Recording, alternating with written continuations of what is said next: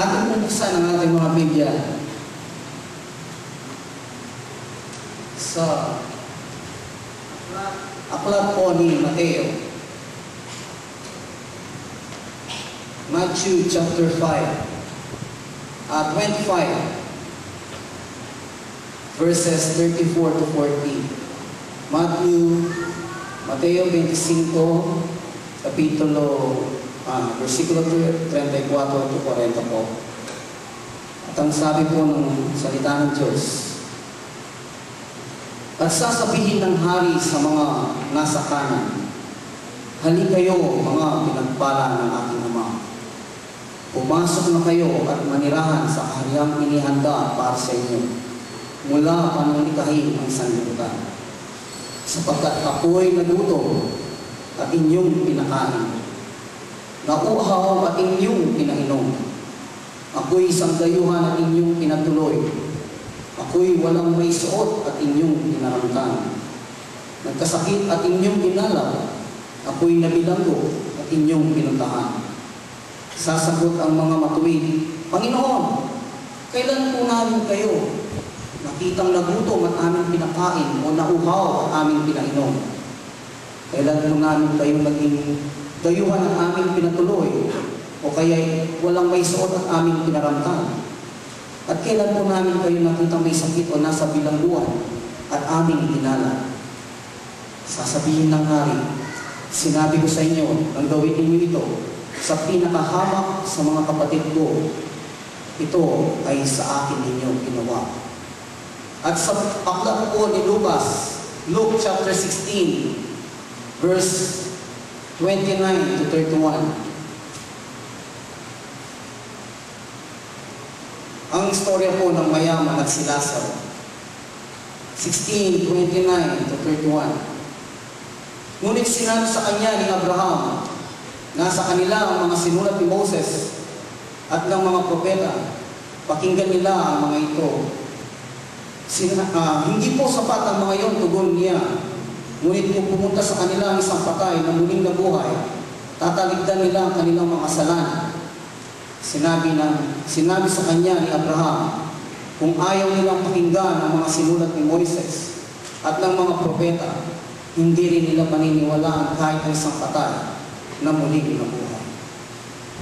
Tayo muna po'y manalangin. O Diyos na banal sa umaga nito, kami po'y lumalapit sa inyo na may pagpakumbaba ng aming mga puso, Diyos. Panginoon, ihanda niyo po ang aming mga puso kaisipan sa inyong mensahe sa umaga nito, Lord. Nawa ito ay tumimos sa aming mga puso. Gabayan niyo po kami. Let thy Holy Spirit, Lord, fill us, Lord, this morning. At aming po maintindihan ang inyong mensahe. Salamat po, Panginoon, sa inyong pag-antabay sa amin, sa pangalan ng Jesus. Amen. Kung inyo pong marinig ang ating nabasa, karoon po ng dalawang istorya. In short po, ito ay patungkol doon sa mga anak ng Diyos, na mga naglilingkod sa amin at hindi. Kung aking pong mamarapating nais kong ikwento, parang aking nahalata, ako lang mag-isa dito sa taas. Dati-rati po, may nakaupo doon at may nakaupo dito. Gusto ko nila akong makita at marinig, Panginoon. Mayroon pong ang anak ng tao po ay dumating para siya ay maghari sa kanyang mga sinakop sa ating mga tao. At sa kanyang pagdating sa kanyang kaharian, kanyang iniwalay ang kanyang mga anak at nilagay sa kanyang kanan at sa kanyang kaliwa. Tulad po ng isang pastor, kanyang hiniwalay ang kanyang mga tupa sa kanan at ang mga kambing sa kaliwa. At nang dumating ang paghuhukom, at sinabi niya sa kanyang mga nasa kanan, mapalad kayo, hali kayo, pumasok sa aking kaharian. Dahil ako ay nagutom, pinakain niyo ako, ako'y nauhaw, pinainom niyo ako, ako'y nagkasakit, nabilanggo, pinuntahan niyo ako. Ngunit sumagot ang mga tao na nasa kanyang kanan, Lord, hindi po namin Ginawa yun yung mga sinasabi niya. Kung ito ay ginawa niyo sa mga tao, para na rin yung ginawa sa akin. At tulad din po dun sa kwento ng mayaman at si Lazaro, yung kung mayaman ay nagpapasasa sa kanyang buhay, makain ng masasarap na pagkain, ngunit si Lazaro ay nandun lang po sa pintuan ng kanyang bahay, naghihintay lamang po ng mga tira-tira ni Lazaro para siya ay makakain. Ngunit dumating po ang araw ng paghuhukom, ang kamatayan po ng bawat isa. Kinuha po ng mga anghel si Lazaro, dinala doon kay Abraham, at siya ay inaliw kay Abraham. At dumating din po ang araw na namatay din po yung mayaman na lalaki. Siya ay inilibing, ngunit ang kanyang kaluluwa ay napunta doon sa Hades o impyerno. At siya ay naghihirap, sumisigaw, araw, gabi-gabi. At kanyang natanaw si Lazaro nandun sa piling ni Abraham. Siya ay sumigaw na, Abraham! Inyo pong paputahin dito si Lazaro para igampilang ang kanyang daliri sa ating labi dahil ako po'y hirap na. Ngunit sabi ko sa kanya ni Abraham, nakakalimutan mo na ba na ikaw ay nabubuhay? Ikaw ay nagpakasaya, nagpakasasa. Ngunit si Lazaro pinaghirap. O sige po, Panginoon! O sige po, Abraham! Pagpuntahin niyo na lang po si Lazaro doon sa aking ama at sabihan ng aking 5 kapatid na huwag nilang gawin kung ano ang aking ginawa nung ako'y nabubuhay na. Sumagot siya na, nandun ang mga sulat ni Moses. Opo. Nandun ang mga propeta ng ating mga pastor. Para sila ay turuan. Para sila ay iakay sa kaligtasan. Eh, alam po manwala? Hindi po sila makikinig. Kilala po ang ating mga kapatid. Ngunit kung meron pong isang patay at muling nabuhay, baka po maniwala sila. Ngunit atot ko narinig ang sinabi ni Abraham.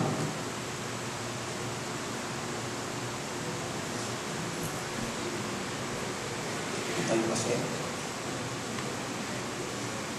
Luke 16:31. Sinabi sa kanya ni Abraham, kung ayaw nilang pakinggan ang mga sinulat ni Moses at ng mga propeta, hindi rin nila paniniwalaan kahit ang isang patay na muling. Kay Brother Jerry, pa po yari ka namin sa mag-umpisa ko pa po. Ito po, itapa pa yung introduction. Ang ibig ko sabihin dito, ang mensahe po ng Panginoon sa umaga nito, the message of the Lord this morning is get involved. Get involved. Saan po? Get involved with Jesus, with His ministry, with the church. Minsan po, dumarating sa atin ang tanong na to, why do we as people do not become involved? Why do Christians don't want to get involved? Unang-una po, fear. Takot. Paralyzing fear. The kind of fear that which leads people to think, I don't know how. I can't. Minsan dumarating po sa isip natin yung takot nga kung minsan kaya ko balo. Ang gawang ko. Huwag you. Amen po ba? May isa pong kwento sa Bible. Alam ko kahit na pong isang bata ay alam niya po ito. Si Jonah. When God instructed Jonah to go to Nineveh and preach the word of God, siya po'y natakot. Dahil alam niya po yung mga tao sa Ninive ay mga makasalanan. Pagpubalo na anong gagawan na pero makasalanan laso. Natakot po siya. Instead of going to Ninive, sinaliya po ticket papunta Tarsis. Sa kanyang takot, he ran away from God. Pero hindi na po ay nakatalakwan. Hindi niya po tayo iiwan. Bala ng Jonah, may katakas siya. Going to Tarsus. And while he was there at the ship, maglakbayan, in dagat, God sent a big storm. At inalok siya. Bala mo, in illustration, parang isang malaking timba, nandun yung isang barko ni Jonah at ni Lord, ukulog nitang timba. May shaken niya. So, we know the story. Siya po ay hinagis sa dagat. And a big fish, malaking isda po ay siya ay kinain. And he was there sa belly ng isda for 3 days. At doon pa lang siya nagsisi. Dahil alam po natin, when God called us, He will never leave us. Panagalan at panagalan ang katama po. And then, sa kanyang pagsisisi, at na-realize niya ang kanyang kasalanan, ang kanyang takot, doon pa lang niya sinunod ang Panginoon. Alam niyo po ba, nangyari din po sa akin niyo. But not 3 days inside the belly of that big fish, it is 3 years na wala po sa Panginoon. Follow ako po kinig Mount Zion, ang pastor na temporero po, pastora. Kasi po din po kung every mama ko na ako magpapagod. They will not fire me, kaya ako palakuan, ako mismo kusang ako. And then, umalis po ako dito, na may dadalang sama ng loob. At hindi po ako nag-attend for 3 long years. I ran away from the Lord. But I know that God called me. Wala pa po ng pagkabata. Hindi pa man ako'y sinilang, alam ko po, tinawag na po ako. Kasi religyoso ko po eh. Diyan nga, yung umupong mga nitong here. Bayo ko pulong ko ni Kaulihin siya, magtapos pa po pipisang ban maragol. Mag-visit ko at simba. Kahuli ko po kiniskwela, mag-visit na ako na naman. Pulisang kepay tampitis na nga po. And then, makanya ko po religyoso. And up to now, God told me this ministry. And one time, nagtang po ko even to this church. I didn't attend for 3 years. At nagsubok po ako na pumunta sa ibang churches, pero alayo po pa rin yung puso. At suya po Mount Zion. Sabi ko po kay asawa ko, eto po rin kami, eto po Mount Zion. Pero masyasya po yung puso ko siya, masyas na yun. Until one night, my friend, my Muslim friend, threatened my life. Ang talaya ko pa rin. Kaya binurit ang katwala pang kaya may Muslim. Mimwaya po ka na kung may kepe parang kaya. There, sa kita kong tindahan. So I stepped back. Hinug ko po kaya ang tindahan. Na naman po yung malya, at least subukin ko yung tindahan. But God is there. And ako beberen. And then, that was December 24. Pasko po kanina. Then I realized, ang puti na ako din. Ang puta takot natin. Pero ito kung takot at tinatang, the fear that comes to me, ito kung after I die, no ka rin pupunta. No ka rin niya pupunta. Saan pupunta ang aking kaluluwa? And one thing I know, diretso ko po, hindi yan.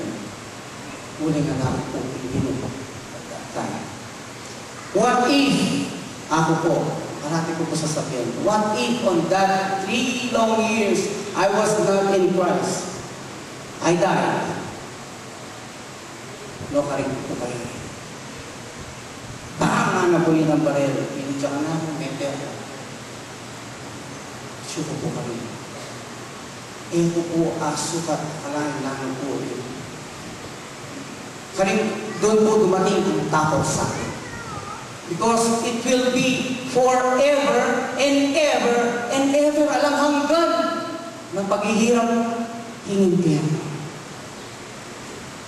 Ito po may patutod for 2, 3, 4 days. Isipan kita. Ang takot. And then, one week, January 2, I remember,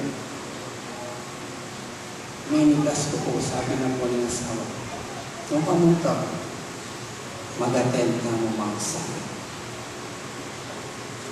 May bigla ako, hindi siya. Kaya kung may pabulan, biglas na kayo, mako ko sa atin, alis na ako sandali, ahatid ko yung suset, and then babalik ako, mag-attend tayo sa mga sabi. So, kaya po ang aking mga libalo kung masaya yan. So, we attended. Kaya pa kumakalog. And after calling, mapunta na lang kayo ng Pastor Ken, pray for us. And I see light while I close my eyes. Nakita po ako ng iwan. And God pulled from darkness. Kinuha na ako po ikadilim at binalik na ako.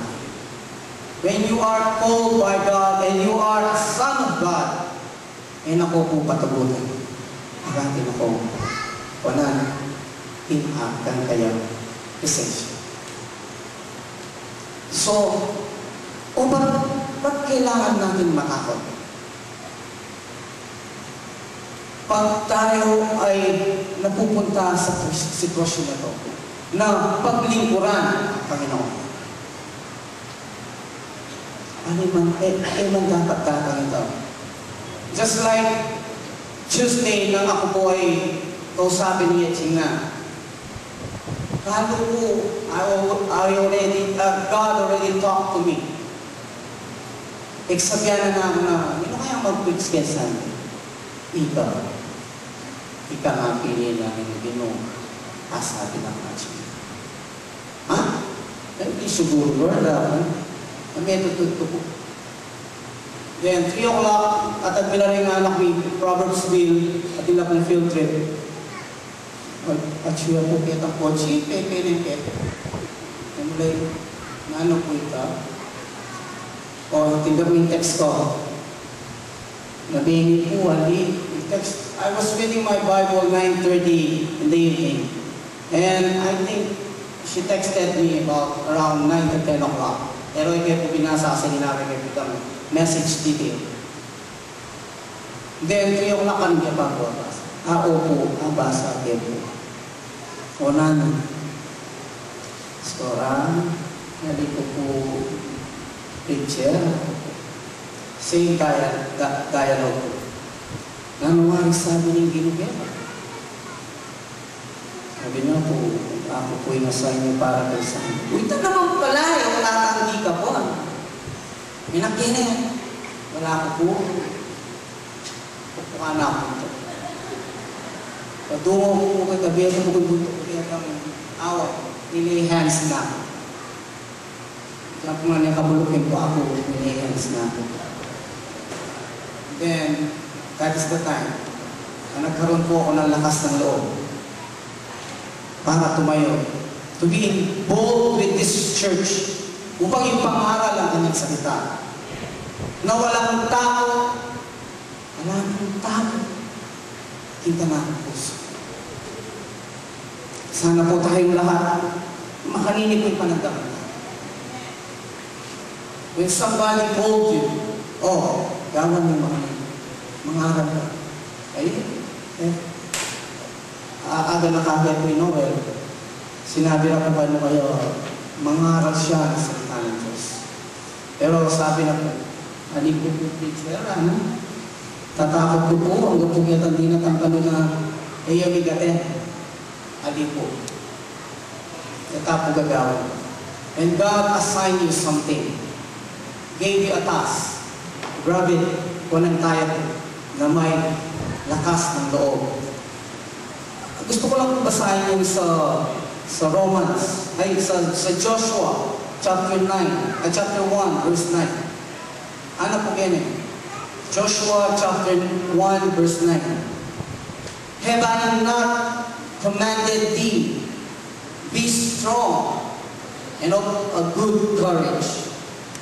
Be not afraid, neither be thou dismayed. For the Lord thy God is with thee. Amen. Nakatapulakwan ang ganyan.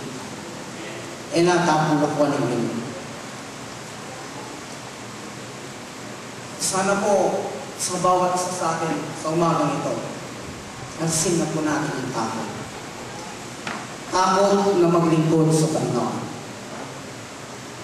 Kailangan nakatapon ng ganyan.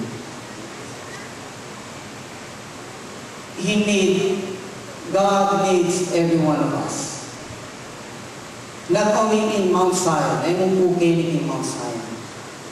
But, every time naluluwag po tayo, huwag po tayong matakot na i-share natin kung ano ang nasa atin sa mga taong wala pa sa kanila.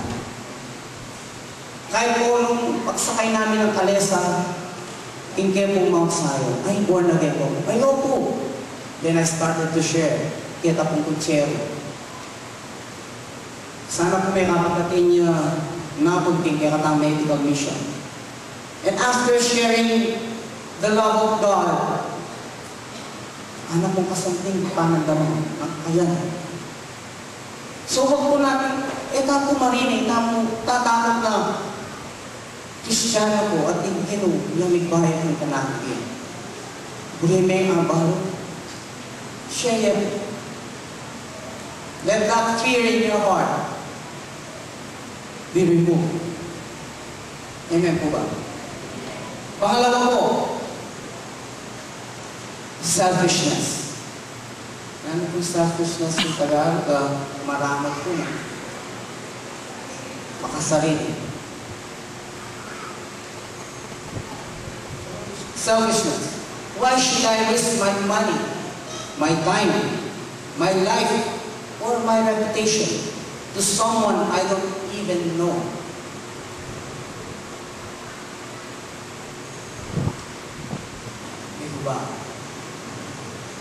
Why do I get involved in this church, in the ministry? But, bigay ko rin ka na akong pera, hindi ka na akong time, in my life. Lagi ko na makakilala rin yung tao na rin. Sometimes that is the attitude of bawat meron po.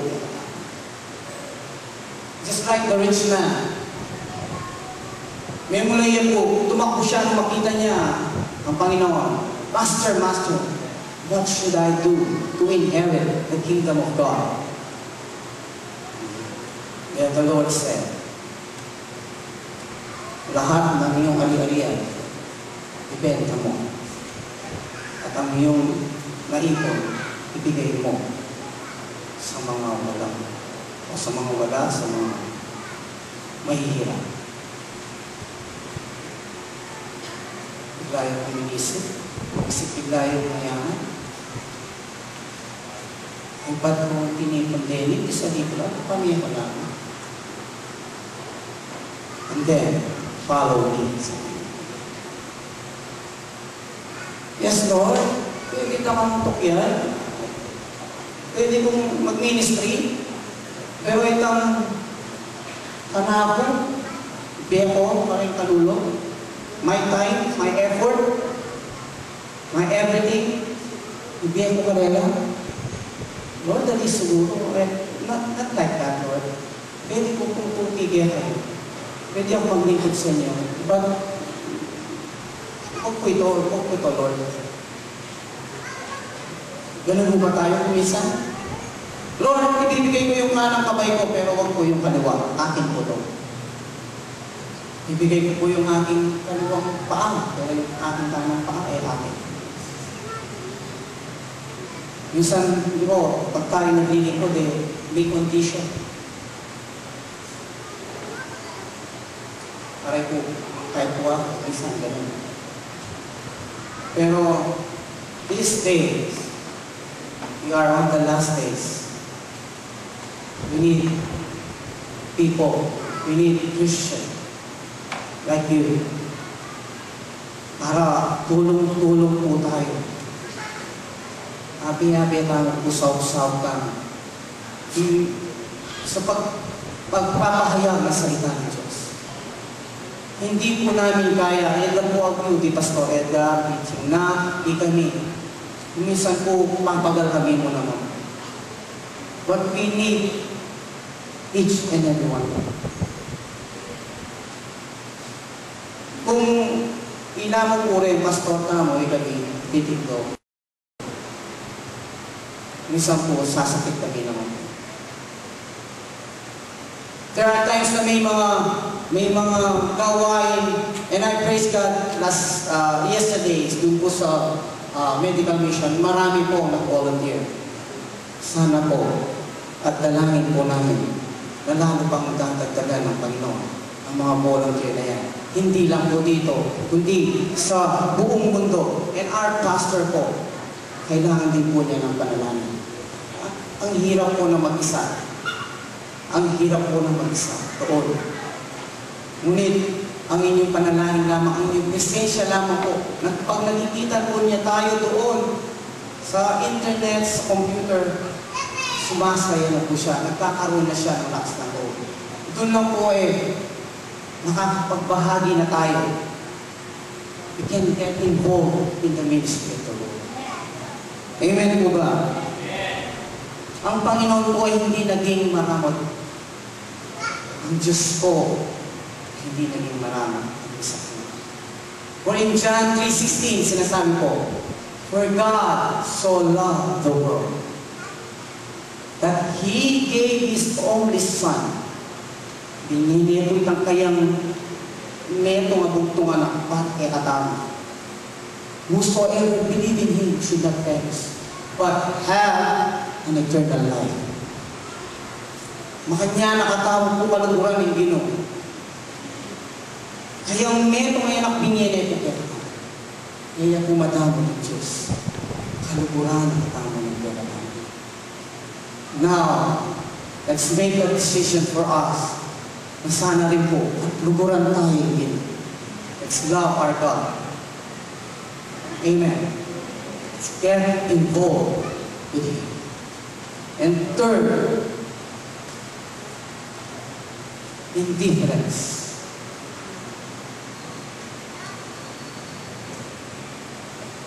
People are so busy, so preoccupied that they just do not even see the world needs. Unconcerned, uninterested, they just do not seem to care. Sino po ang mga Kristiyano nito? Sino po ang mga tao ito? Kaya ka pong alam, pakyalan. Kaya ka pong interesado. Sana po dito sa Mount Zion, wala pong ganyan na pag-uugali. All the young people, I challenge you today. Kumisan, let's have a workshop. Gawa kang presentation. Busy po ako. May exam po ako. And then, kung magkakaroon tayo ng big production, yung kung darating, mga iilan lang po. Ilan po interesado. Hindi ko po alam why. But this is the time na kailangan po natin equip ang ating mga sarili. Minsan, darating po sa kanila, hininako mo, panghinako mo, tights ko. Gusto nini. Okay na ako ito. Ikayo na ang maglito. Just like the story, yung pong storya ng chicken at saka yung pong pig, yung pong chick boy. Meron pong chick boy dyan na restaurant at lagi po namin kinakainan. Meron po kaming club, chick boy club. Alam na po ninyo itong story nito. I-refresh ko lang po sa inyong kaisipan. May dalawang magkaibigan po. Isang manok at isang baboy. Kaya nga po, chick boy. At sila po ay naglalakad ng isang umaga. Nag-exercise na po atong maglakad. At sa kanilang paglalakad, nakita nila isang pulubig. Payat na payat at gutom na gutom. Tulong. Dalawang araw lang hindi kumakain. Then nakita po nila at sila'y naawa. Lulus lang. Nakakaawa naman yun. Di pa daw kumakain. Bigyan kaya natin siya ng almusal. Oo, yung pinaka-best na breakfast. Ham and egg. Then, bacon and egg. O sige, yun na lang. Pareho yung bigay natin sa kanya. O sige, sabi na po sa mangingitlog na ako. Siya po'y nangitlog. Ayan, nangitlog na ako. Ito yung itlog. May egg na tayo. Asa ng ham? O, putulin mo yung paa mo. Kasi yung bacon. Putulin mo yun sa pagiliran mo. Then, luto na natin, bigyan natin sa kanya. Bigaya po na yung naisip niya ng baboy. Ako, ibibigay ko yung buhay ko. Tapos ikaw mangingitlog ka lang. Ako kailangan kong isakripisyo yung buhay ko, patayin yung buhay ko, and then ikaw mangingitlog ka lang. Sana po dito walang ganito. Ang bawat pastor po ninyo, ang bawat manggagawa dito, dumaranas po ng mga pagsubok sa kanilang buhay. Napakahirap pong maging lingkod ng Diyos. And in every day of their lives, they need to die daily. Tapos tayo po nakaupo lang dyan, sitting pretty. O Sunday na, o magkasta na, simbatan na. Kasimba po, pag mabigay ng love offering, labas ng church for 1 week, balik sa dating gawain. Binubuksan po ba natin ang ating mga Bible? Nananalangin po ba tayo? Ngunit ang ating mga leader, araw-gabi, lumuluhod nananalangin para sa atin. At yan po ang ginawa ng ating mga pastor sa atin. I know and I know every day in their lives, araw-gabi po, kasama ako sa kanilang panalangin. Kaya po ako ay naibalik ng Panginoon dito. At aking isinubo ang aking buhay. At ngayon, binibigay ko muli ang aking buhay sa Kanya. And I want to get involved in this church again. Again and again. And I pray to the Lord, Lord, kaya mo na ako babalik ng dati pong ubing. Kaya ko po bisa. Here am I, Lord, use me sa abot ng aking makakaya. Even to the last breath of my life, I will serve you, Lord.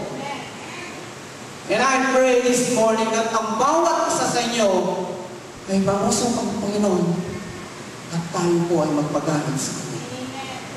We need you in this church. Hindi lang po kami ang kailangan tumayo dito ang maglingkod. Bawat isa po sa atin. kailangan po natin ibigay ang ating sarili sa Panginoon. Let's get involved right now because this is the last days. Hindi na po biro-biro na. Eta na po, mamaya. Yan na po, kalupa kanit ang 1970s, 80s. Okay mo po ito. But now, we can see all the signs that this is the last days. At kailangan po tayong patrain sa ating Panginoon. Na pagdating ng araw na yun, nano maninggawan ng kay katamo, kuturan de maning batang tamo, kaya tapong bibitaw kayo. But how will you do that? Ano po ang agawa ito? Nung every Sunday, lolo kayo makiramdam. Bihingga kayong labor and thanks and then muli na kayo. Wata po hindi natang larin eh. Wata po muna ang dilim ng kulay.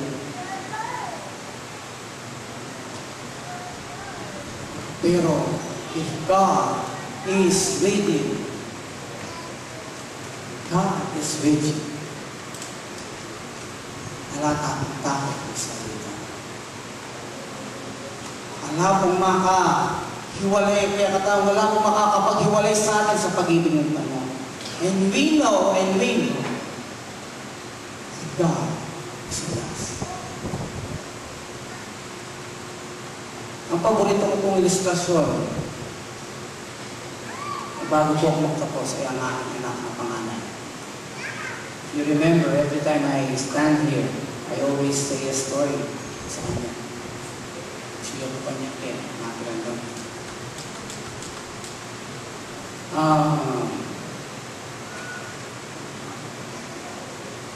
Lumanag yan po. Ano po muli sabihin na lumanag yan? Masya siya po gusto. Kaya bumanag ng malik maganakala po. Malambot na po siya. Pero yun yung panganay ang masya siya po gusto. Sa kanyang kabataan, kung inyong napapansin noon pag nagkakaroon tayo ng praise and worship dito, makatigdo yan. Hindi naman po tas ng kanyang gamit. Kaya mo po yan. Hindi naman po mapulit. Nakuha niya kasing gamit. Kaya ka magkanta. Pero, isang araw po, I don't know when was that, when God came to her life. I remember it's a youth fellowship. Pinili siya po yung pinupin. And she started to raise her hands. Praise the Lord. At ano po kanyaman bilang penga na akit may anak mo magmuli at hindi mo. What more kung akit may anak mo maglingkod siya din. Amen? Parents, isa kung naman po natin silang masyadong sakalin kung gusto po nilang maglingkod sa Panginoon. Kung lagi po sila nandito sa Mount Zion, nagkakasaya, ng gitara lang, magkanta lang, hindi mo, brenta na po. Pabayaan po natin sila. Huwag po natin, anong oras ka na naman umuwi? Bahingi na! At syuka rin! In church! Huwag pong gano'n. Kung pumunta yung anak ninyo doon sa neto, kasama yung mga barkada na hindi naman, ano po kaya ang panandaman niyo? Ano po kaya ang mararamdaman niyo? Hindi mo ba mas maganda na nandito siya, naglilingkod sa Panginoon, at makikita niyo siya tumutugtog dito, umaawit dito, sumasayaw dito? Salamat po kay Paul at sa mga Mama P. Kahit hindi po sila na-instruct na sumayaw, sumasayaw po sila. Thank you. Kailangan po namin sila dito sa church.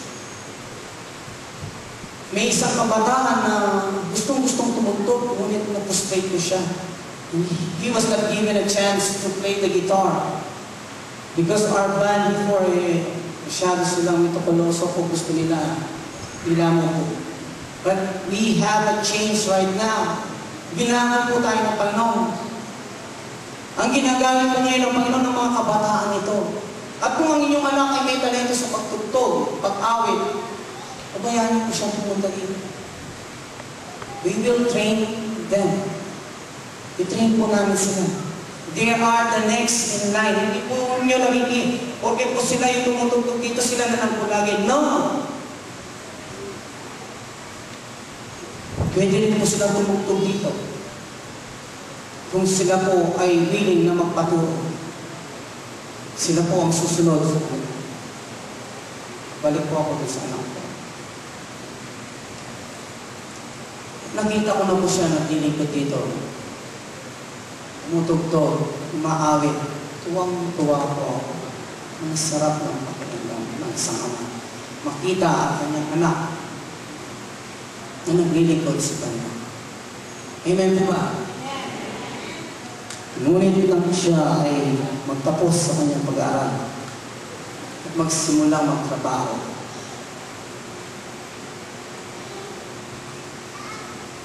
Hindi ko na po siya nakitang tumayo dito. Pinagbigyan ko po siya dahil ayoko po maging mahigpit sa kanya. Kasi ay naman po ko na ako kay parang niya ng ginoon. Ang ginuya ko.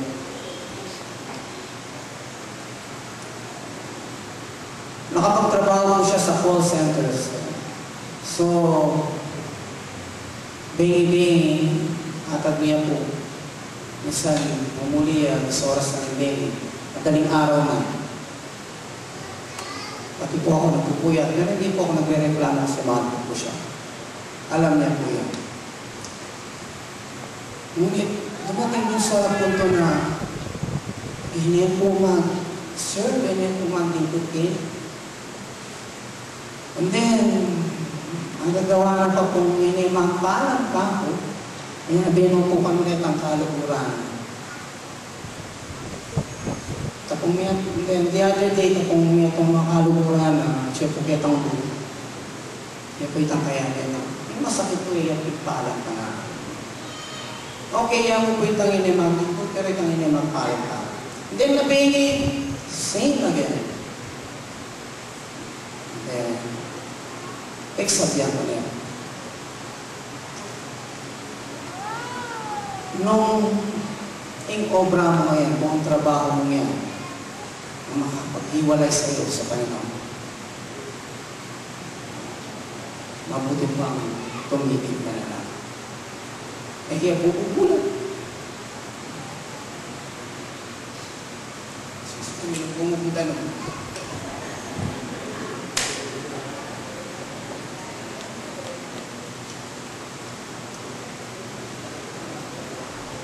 Ikuha na pong method ko, tiya bubulan. Masakit yan. And then, ano pong mga nakaya? Hindi kami nagsuhod sa papa mo. Sabi ko po kaya kayo, lumaman yun. And then, this morning, bago po ako umalis sa bahay, malapit na ako sa gate, hinabol ko niya. Niyakap niya ako. And she said, sorry pa.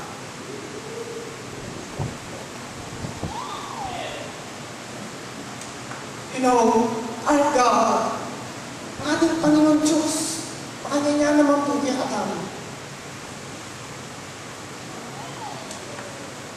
Kasi ita mong anak na tayo mga anak ngayon napapalayo sa Kanya.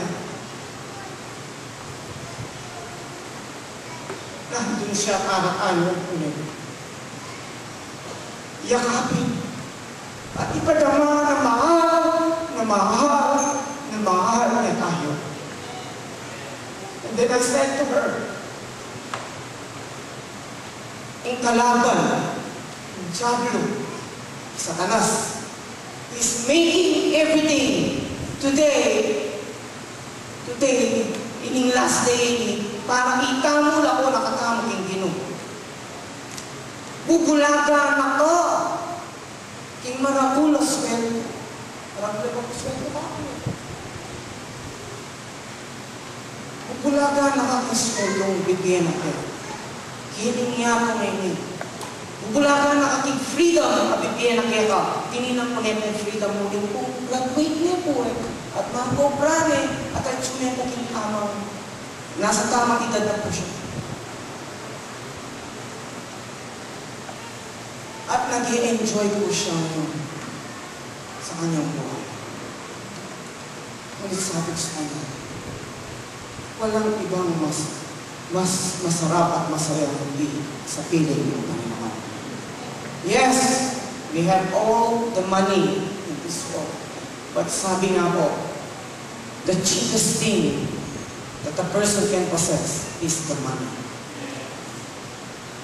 And the greatest thing possess is our Lord Jesus Christ. Itapuin tayo ito namin sa mga. Kaluguran na kami dito. Yan alam ko. Go back to your first love. Jesus. Kaluguran mo rin po kaya ka. Nung kita mo ako, iwalay ka. Let's go back to our first love. Remember the times na nung tayo unang na-born again, kung gaano kasarap ang pandama. Hanggang nung makilala natin ang Panginoon, kulang na lang gusto natin araw-araw nandito tayo sa church. Uupo pa tayo sa harapan. Magpupuri sa Kanya. Pero sa pagdating ng mga panahon, nakakalimutan tayo po hindi mo. Muli ka rin blessing na bibigyan ng kaya. No. Mali po.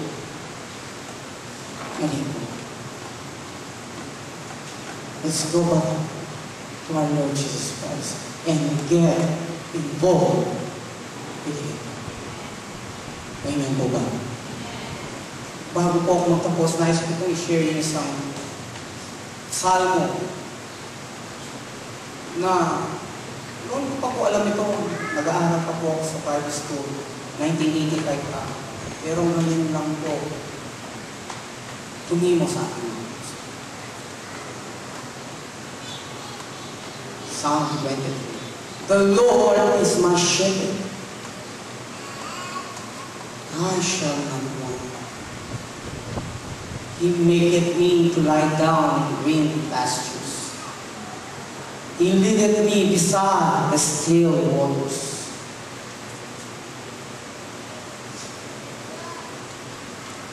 He leadeth me in the paths of righteousness for His name's sake. Yet though I walk through the valley of the shadow of death, I will fear no evil, for Thou art with me, Lord. Thy rod and Thy staff, they comfort me. Thou preparest a table before me in the presence of my enemies. Thou anointest my head with oil, my cup runneth over. For surely goodness and mercy shall follow me all the days of my life, and I will dwell in the house of the Lord forever. And all stand, let's pray. Thank you, Jesus. Thank you, Lord. Thank you, Father. Heavenly Father, we thank you this morning, Lord. Thank you for your word. Salamat po, Diyos, ang minsan na kami po ay na-remind sa mga ito. Kailangan po namin bumalik ng mismo. Gamitin niyo po ang bawat sasama ko lang sa paglilingkod sa inyong gawain, Diyos. Alisin niyo po ang takot sa aming mga puso.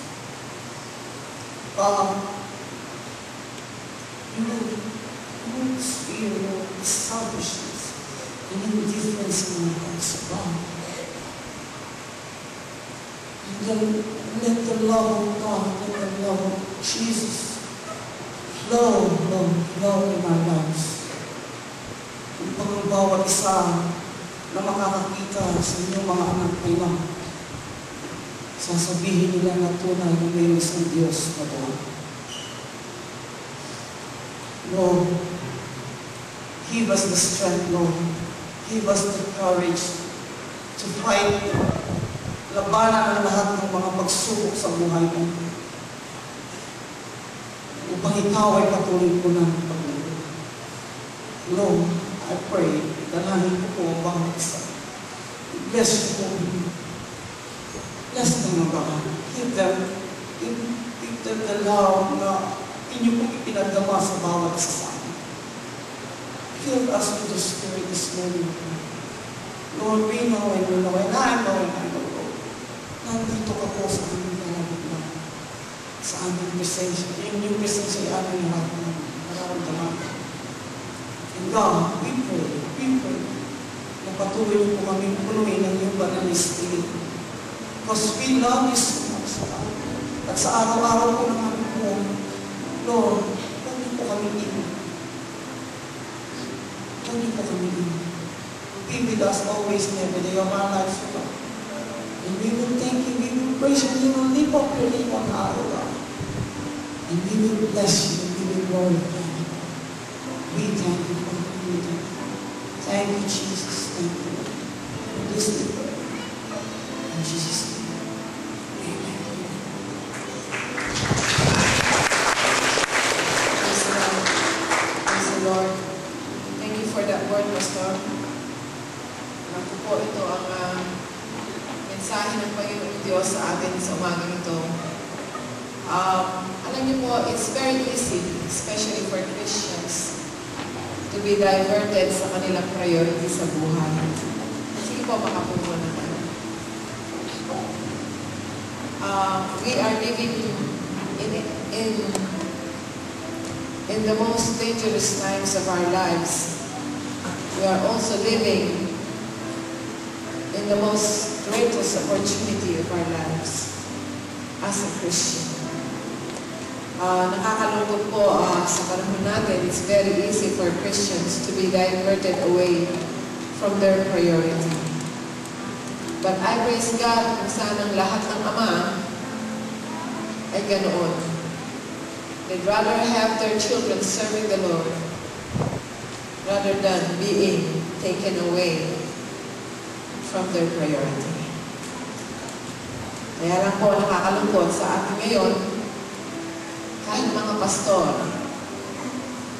they are being diverted away from their priority and from their calling. For 2 Fridays po, I started teaching My Body Is Life. Dahil gusto po mga leaders natin sa church na to ay bumalik sa kanilang priority. Kumisa kasi nakakalimutan nila na sila pala yung pastor. Ayoko po na matanig sa kanilang puso ang ginagawa nila sa iglesia nito is out of duty. We are here because we want to serve the Lord.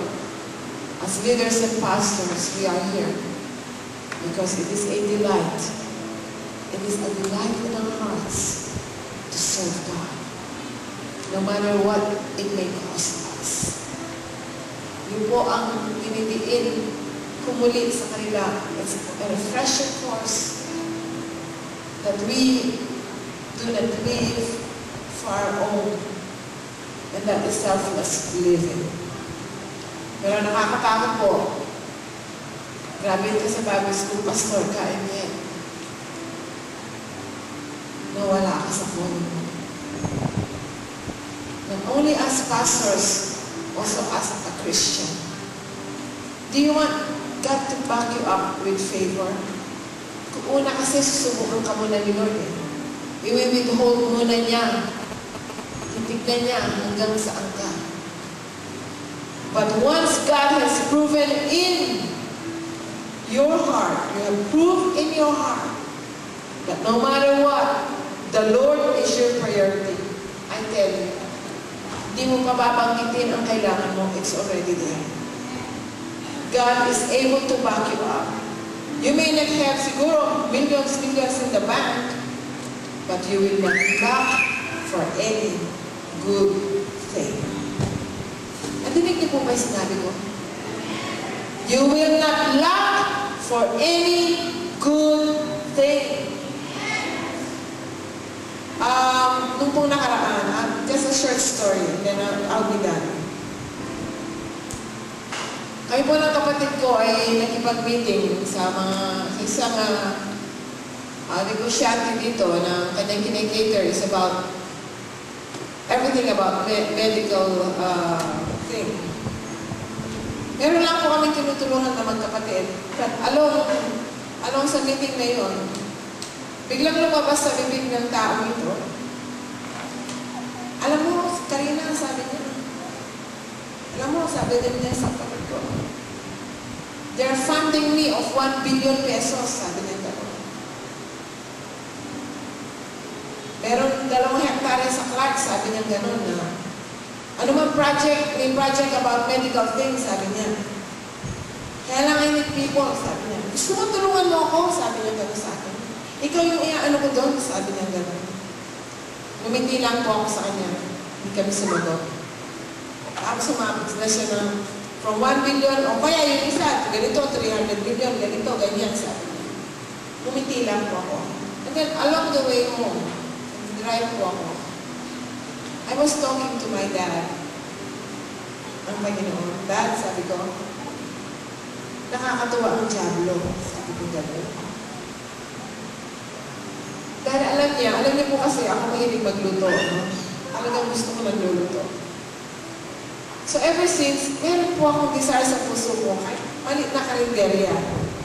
Malit na karinderya lang, ay magkaroon ako. Siguro nakita ng Diablo ang desire na yun. So kaninang umaga, nag-uusap kami mag-asawa. Dada, ako makatulay yung Diablo Ano natin mong desire magbalik yung negosyo ngayon niya ako? Ano natin mong karinderya? Agad-agad ako. Susubukan na ako. Nung magkatangas mo ko nito babae ngayon, ako mag-offer niya by the billions. Kaya kami pa mong may kapataga. Ikaw mag-handle, naman mo ka na. Wala na siguro ng Diablo, i-grab kayo ng opportunity.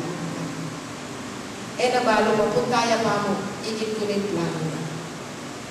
He will do all he can. He will use all the money in the world just to get me away from you, Dad. And still, sabi ko kang Ginoo, I choose you. I choose you. Pinag-uusapan ko na yung mag-asawa yan Kanina umaga, sharing yung kami. Aga-aga. Gawin may kautak na yan. Pero balo mo, akbakan yan. Akbakan yan kaya. Maski na naman madagol opportunity. Aliwa mo po yan. Iba po nga lang opportunity. I choose the Lord. I choose the Lord. Pero kaya lang po, nakakalungkot ngayon, malit lang opportunity, ginagrab na natin, and then we do not even know yung malit na opportunity yung ginrab natin ngayon, una, okay tayo Pangalawa, pangatlo, pangapat, ay naku, kamukha na pala natin sila na nasa mundo. Away from the Lord and doing the things that the worldly people are doing. We are in the last days, and the enemy is working double time to refocus us, to redirect us away from the Lord. But I tell you, if you love God, sabi nga, perfect love casts out all fear. If you love God, and if you desire the Lord, pag nasa mo sa Panginoon, ay palaging nandyan. Palaging nandyan, hindi umaalis. One morning po, nandyan ako, sabi ko, Lord God, hindi ko naintindihan sarili ko. Ewan ko, bakit nakaling ako sa iyo, sabi ko. Palagi kita din natin desire, moment by moment. Hindi ko naunawaan ang nangyayari sa akin, sabi ko. picture of your situation right now. And you will know, you will see kung paano ka ipapabor ng Panginoon. Kahapon po may isang pastor dito na bisita natin. Siya po ang presidente ng Association of Pastors sa Bora. Sabi niya sa akin, Pastora, sabi niya, nakikita ko ang pabor ng Panginoon, sabi niya, sa buhay mo. Imagine kung sa po yung tao ito, sabi niya, galing pa ng Manila. Ang laki ng pabor na binibigay niya sa iyo, sabi niya, kung di ba ang Panginoon niyo. Partly po doon is the church. Malaking bahagi is the church. Learn to live under the favor of God. Una, tell you, susubukan ka muna ng Panginoon. Mark this down. Susubukan ka muna ng Panginoon hanggang saan ka. But once you have decided na ikaw ay susunod sa Panginoon at priority mo everything that concerns God, watch it. God will bless you. God will bless you. God will bless you. God will bless you. God will back you up. Not unless, okay? Not unless God will tell you, okay, anak, tinawag kita, mangalakaw ka. Ito, pinagkakatiwala ko sa iyo, ang malaking bagay na to. You have to hear from God. And you must be sure it is the Lord who told you. Then, go for it. Kung lang sinabi sa akin ng Panginoon right that moment, grab that kanina, that's for you. Then I'll go for it. Pero, pag wala ang blessings ni Lord, then, choose the Lord. Amen? Pwede mo ba tayong tumayo? Manalangin? Get involved. Live a selfless life. Amen, Pastor? Ano ba nangyari? Ano ba rin? Choose the Lord above all. Let's bow our heads and pray. Panginoon Jesucristo, narito po kami sa inyong harapan sa umaga nito. Naninitlugod sa inyo. Nagpapakumbaba. Sa mga maraming bagay na aming nagawa, mga pagkukulang, at sa mga maraming bagay, ikaw ay aming naisang tabi sa mga bagay na aming ginagawa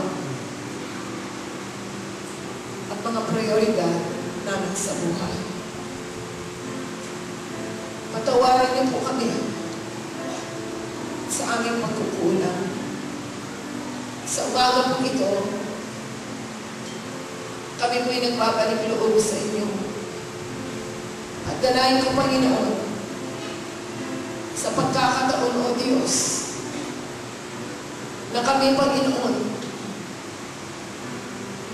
ay malapit mahulog sa anumang tukso o patibong ng diablo.